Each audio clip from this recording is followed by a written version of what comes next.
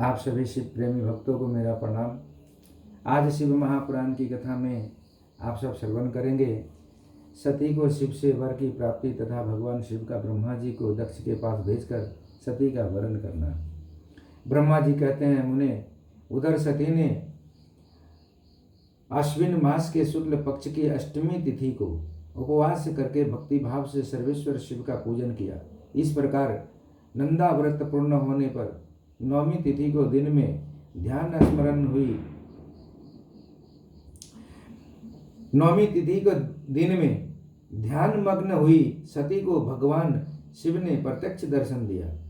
उनका श्री विग्रह सर्वांग सुंदर एवं गौरवर्ण का था। उनके 5 मुख थे और प्रत्येक मुख में 3-3 नेत्र थे।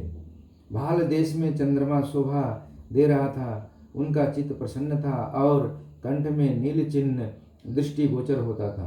उनके 4 भुजाएं थी। उन्होंने हाथों में त्रिशूल, ब्रह्मा कपाल, वर तथा अभय धारण कर रखे थे। भस्ममय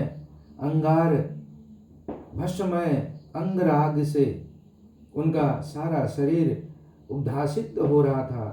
गंगा जी उनके मस्तक की शोभा बढ़ा रही थी। उनके सभी अंग बड़े मनोहर थे। वे महान लावण्य के धाम जान पड़ते थे। उनके मुख करोड़ों चंद्रमाओं के समान प्रकाशमान एवं अर्हादजनक थे।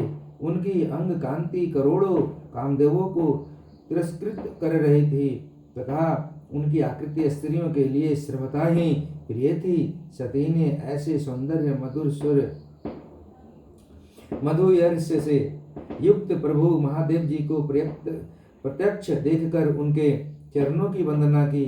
उस समय उनका मुख लज्जा से झुका हुआ था। तपस्या के पुंज का फल प्रदान करने वाले महादेव जी की उन्हीं के लिए कठोर व्रत धारण करने वाली सती को पत्नी बनाने के लिए प्राप्त करने की इच्छा रखते हुए भी उनसे इस प्रकार बोले। महादेव जी ने कहा, उत्तम व्रत का पालन करने वाली दक्ष नंदिनी, मैं तुम्हारे इस व्रत से बहुत प्रसन्न हूँ, इसलिए कोई वर मांगो। तुम्हारे मन को जो अभिष्ट होगा वही वर मैं तुम्हें दूंगा। ब्रह्मा जी कहते हैं, मुने, जगदीश्वर महादेव जी यद्यपि सती के मनोभाव को जानते थे तो भी उनकी बात सुनने के लिए बोले, कोई वर मांगो। परंतु सती लज्जा के अधीन हो गई थी, इसलिए उनके हृदय में जो बात थी उसे वे स्पष्ट शब्दों में कह न सकी। उनका जो अभिष्ट मनोरथ था वह लज्जा से आच्छादित हो गया। प्राण वल्लभ शिव का प्रिय वचन सुनकर सती अत्यंत प्रेम में मग्न हो गई। इस बात को जानकर भक्तवत्सल भगवान शंकर बड़े प्रसन्न हुए और शीघ्रता पूर्वक बारंबार कहने लगे, वर मांगो, वर मांगो। सतपुरुषों के आश्रय भूत अंतर्यामी शंभु सती की भक्ति के वशीभूत हो गए थे। तब सती ने अपनी लज्जा को रोककर महादेव जी से कहा, वर देने वाले प्रभु, मुझे मेरी इच्छा के अनुसार ऐसा वर दीजिए जो टल न सके। भक्त वत्सल भगवान शंकर ने देखा सती अपनी बात पूरी नहीं कह पा रही है। तब वे स्वयं ही उनसे बोले, देवी, तुम मेरी भाया हो, जाओ। अपने अभिष्ट फल को प्रकट करने वाले उनके इस वचन को सुनकर आनंद मग्न हुई सती चुपचाप खड़ी रह गई, क्योंकि वे मनोवांछित वर पा चुकी थी। फिर दक्ष कन्या प्रसन्न हो दोनों हाथ जोड़कर मस्तक झुकाकर भक्त वत्सल शिव से बारंबार कहने लगी।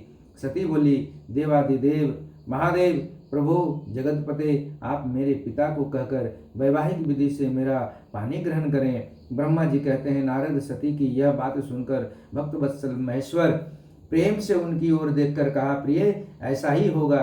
तब दक्ष कन्या सती भी भगवान शिव को प्रणाम करके भक्ति पूर्वक विदा मांग जाने की आज्ञा प्राप्त करके मोह और आनंद से युक्त हो माता के पास लौट गई।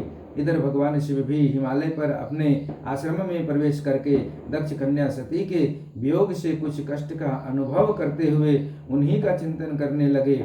देवर्षे, फिर मन को एकाग्र करके लौकिक गति का आश्रय ले भगवान शंकर ने मन ही मन मेरा स्मरण किया। त्रिशूलधारी महेश्वर के स्मरण करने पर उनकी सिद्धि से प्रेरित हो मैं तुरंत ही उनके सामने जा खड़ा हुआ। तात हिमालय के शिखर पर जहाँ सती के वियोग का अनुभव करने वाले महादेव जी विद्यमान थे, वहीं मैं सरस्वती के साथ उपस्थित हो गया।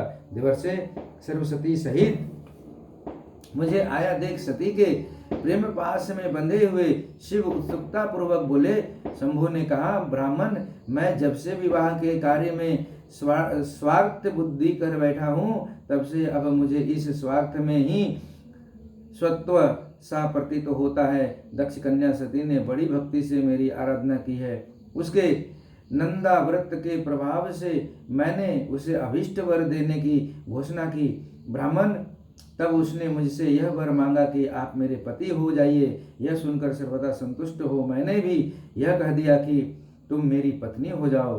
तब दक्षायनी सती मुझसे बोली, जगतपते, आप मेरे पिता को सूचित करके वैवाहिक विधि से मुझे ग्रहण करें।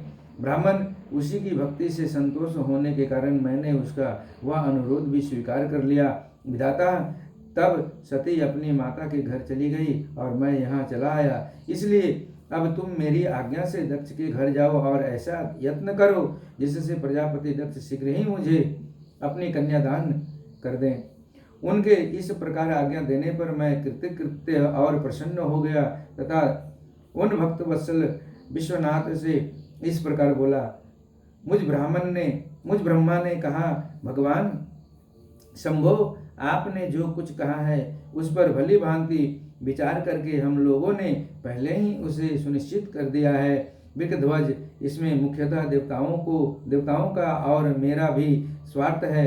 दक्ष स्वयं ही आपको अपनी पुत्री प्रदान करेंगे, किंतु आपकी आज्ञा से मैं भी उनके सामने आपका संदेश कह दूंगा। सर्वेश्वर महाप्रभु महादेव जी से ऐसा कहकर मैं अत्यंत वेगशाली रथ के द्वारा दक्ष के घर जा पहुंचा। नारद जी ने पूछा, वक्ताओं में श्रेष्ठ महाभाग विधाता, बताइए, जब सती घर पर लौटकर आई तब दक्ष ने उनके लिए क्या किया? ब्रह्मा जी ने कहा, तपस्या करके मनोवांछित वर पाकर सती जब घर को लौट गई तब वहां उन्होंने माता पिता को प्रणाम किया। सती ने अपनी सखी के द्वारा माता पिता को तपस्या संबंधी सब समाचार कहलवाया। सखी ने यह भी सूचित किया कि सती को महेश्वर से वर की प्राप्ति हुई है। वे सती की भक्ति से बहुत संतुष्ट हुए हैं। सखी के मुंह से सारा वृतांत सुनकर माता पिता को बड़ा आनंद प्राप्त हुआ और उन्होंने महान उत्सव किया। उदार चेता दक्ष और महामनस्विनी गिरनी ने ब्राह्मणों को उनकी इच्छा के अनुसार द्रव्य दिया तथा अन्य ने अंधों और दीनों को भी धन बांटा।